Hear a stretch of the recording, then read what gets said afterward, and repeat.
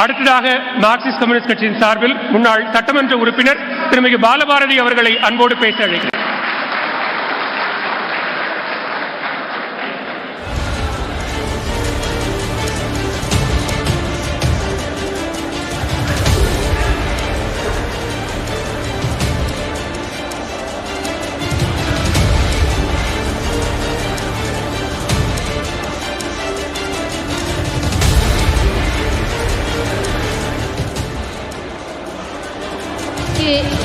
மக்கள் சபைக்கு என்னுடைய பணிவான வணக்கம். களத்தில் இருந்து தான் வர்றோம். பாஜக களத்தில் இருக்குதான்னா இருக்குது. ஆனால் வாக்காளர்கள் என்ன சொல்கிறாங்கன்னா, யோகியன் வர்றான் செம்ப தூக்கி உள்ள வையின்னு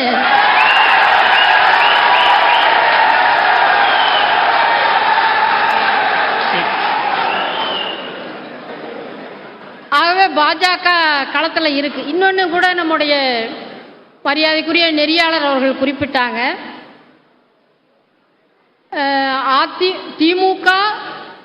அதிமுக களத்தில் திமுகவுக்கும் பாஜகவுக்கும் தான் போட்டி அப்படின்னு சொல்லி இந்த தரப்பில் பேசினாங்க. என்னுடைய பணிவான வேண்டுகோள், விளையாட்டு கூட இப்படி சொல்லாதீங்க.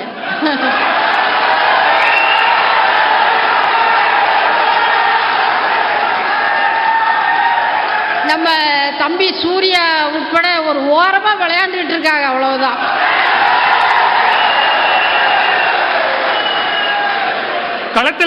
களத்துல நாங்க இருக்கோம், போகிற இடங்களில் எல்லாம் எங்களுக்கு வரவேற்பு கிடைக்கிறது, 10 கருத்து கணிப்பு முடிவுகள் நாங்கள் தான் வெற்றி பெறுவோம்னு சொல்லியிருக்காங்கன்னு சொல்றாரு. களத்தில் அவங்க இருக்கிறாங்க, ஆனா இல்லை. வேட்புமனுவெல்லாம் போட்டுட்டு இருக்கிறாங்க, ஆனா இல்லை. அது ஒன்று பாஜக தலைவர் அண்ணாமலை அவர்கள் நடைபயணம் போன மாதிரியெல்லாம் தேர்தல் இருக்காதுங்க. வாக்காளர்கள்னா பலதரப்பட்ட மக்கள் இருக்கிறாங்க.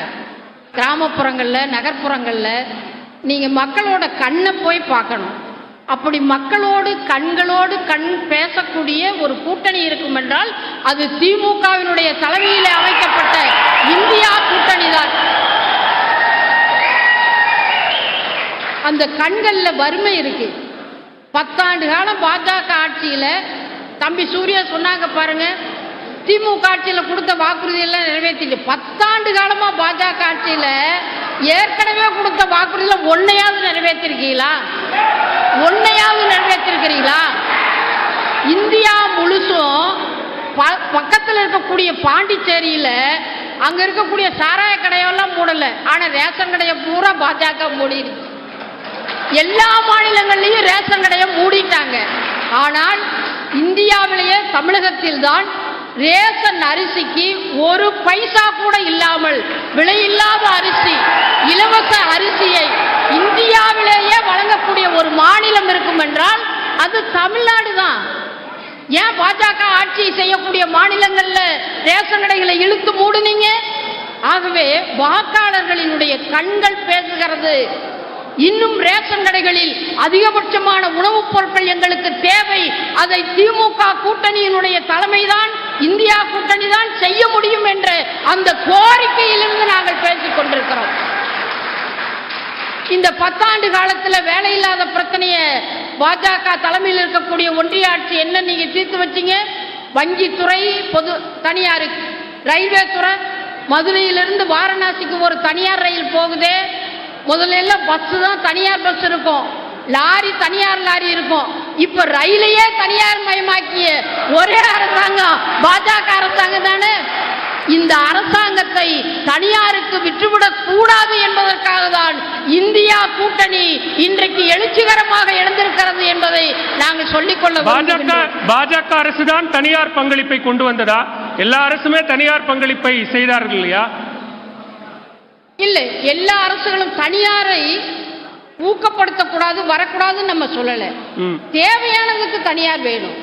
இப்ப ரயில கொண்டு போய் தனியாருக்கு கொடுக்க வேண்டிய அவசியம் என்ன?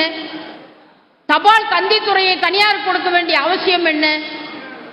வங்கித்துறையை தனியார் கொடுக்க வேண்டிய அவசியம் என்ன? ஆகவே அரசினுடைய பொதுத்துறைகள் கடந்த காலத்தில் தனியாரிடமிருந்து பெறப்பட்டு பொதுத்துறையாக ஆக்கப்பட்டிருக்கிறது. ஆகவே இதை தனியார் மயமாக ஆக்கக்கூடாது என்று ஏற்கனவே பாஜக எதிர்க்கட்சியாக இருந்த பொழுது அதே நாடாளுமன்றத்தில் பேசினார்கள். அதே பாஜக தான் இப்பொழுது அரசு பொதுத்துறைகளை தனியாருக்கு விற்றுக் கொண்டிருக்கிறது. ஆகவே பாஜக எதிர்க்கட்சியாக இருக்கும் பொழுது ராவணன், ஆளுங்கட்சியாக இருக்கும் பொழுது நாங்கள் ராமன் என்று இரட்டை வேடம் போட்டுக் கொண்டிருக்கிறது என்பதை தான் நான் சொல்ல விரும்புகிறேன். அடுத்ததாக பெட்ரோல் டீசல் விலை உயர்வு. இங்கே வந்திருக்கக்கூடிய தம்பிகள், நம்முடைய சகோதரிகள் எல்லாம் இருக்கிறாங்க. பெட்ரோல் டீசல் விலையை பங்கில் போய் நம்ம பார்த்துக்கிட்டு இருக்கோமா, 100 ரூபாய்க்கு மேலே விற்கிது. அப்போ 2014 பாஜக ஆட்சிக்கு வருகிற பொழுது நிச்சயமாக காங்கிரஸ் ஆட்சியில உயர்ந்த பெட்ரோல் டீசல் விலையை குறைப்போம் அப்படின்னு ஒரு வாக்குறுதியை கொடுத்தாங்க. குறைச்சாங்களா? இல்லை, 100 ரூபாயை தாண்டிடுச்சு. கேஸ் சிலிண்டர் விலை அதே மாதிரி கூடிருச்சு. 1200 ரூபாயிலிருந்து 200 ரூபாயை நாங்கள் குறைக்கிறோம் அப்படின்னு சொன்னாலும் தேர்தல் வருவதற்கு 1 மாதத்துக்கு முன்னாடி தான் குறைக்கிறாங்க. ஆகவேதான் பாஜக கொடுத்த வாக்குறுதிகளில் ஒன்றை கூட நிறைவேற்றவில்லை.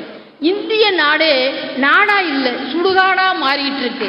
விலைவாசி உயர்வு, வேலை இல்லாத பிரச்சனை, பெண்கள் மீதான வன்முறை, மல்யுத்த வீராங்கனைகளுக்கு இழைக்கப்பட்ட கொடுமையை விடவா ஒரு பாஜக எம்பி இப்படி பெண்களுக்கு எதிரான கொடுமை, அதுல பெண்களுக்கு ஒரு சட்டத்தை கொண்டு வரோம்னு சொல்லி எந்த வருஷம்னே சொல்லாம 2050லயா 2100லயா எப்பன்னே சொல்லல. அந்த மசோதா பேசாம பழைய பருத்தி குடோன்லயே இருந்திருக்கோம். அதை கொண்டு போய் நாங்க சட்டமாக்குறோம் சொல்லி கொண்டு வந்து வச்சு பெண்களுக்கு நாங்க சட்டமாக்கிட்டோம்ன்றாங்க. ஆனா 33% இடஒதுக்கீடு மசோதா சட்டம் ஆனது, ஆனா அது அவளுக்கு வரவே வராது. இதுதான் பாஜகவினுடைய பரிதாப நிலையாக இருக்கிறது. அப்புறம் மதவெறி, சிஏஏ பத்தி சொல்ல வேண்டியதில்லை. தம்பி வந்துட்டார் கல்யாண சுந்தரம், எங்க வரமாட்டாரோ களத்துல காணாமேன்னு தேடிட்டு இருந்தான். இப்ப மேடைக்கே வந்துட்டார் அதிமுக. சிஏஏவை அந்த சட்டத்துக்கு நிறைவேற்றணும்னா 12 வாக்குகள் வேணும். அந்த 12 வாக்குகளை அதிமுக போடாமல் இருந்திருந்தால் இன்றைக்கு அந்த சட்டமே வந்திருக்காது. ஆனால் அப்போது அந்த 12 எம்பிக்களினுடைய கையெழுத்தை போட்டுவிட்டு இப்ப என்ன சொல்லிட்டு இருக்காங்கன்னா, நாங்க குடியுரிமை திருத்த சட்டத்தை அப்போ கூட்டணி தர்மத்துக்காக ஆதரிச்சோம் அப்படின்னு அந்த பக்கம் பாஜகவோட இருக்கிற பாமகவும் சொல்லுது, அதிமுகவும் சொல்லுது. தம்பி கல்யாண சுந்தரம் அவர்களுக்கு சொல்றேன், போட்ட கையெழுத்தை இனி அழிக்க முடியாது, போட்டுட்டீங்க. ஆகவே அதுக்கான தண்டனையை இந்த நாடாளுமன்ற தேர்தலில் மக்கள் கொடுத்தே தீர்வார்கள். ஆகவே இந்தியா கூட்டணி திராவிட முன்னேற்ற கழகத்தின் தலைமையில் அமைக்கப்பட்ட மதச்சார்பற்ற ஜனநாயக கூட்டணியை தமிழக மக்கள் மீண்டும் 40 நமதே என்ற முறையிலே வெற்றி பெறச் செய்வார்கள். நன்றி, வணக்கம்.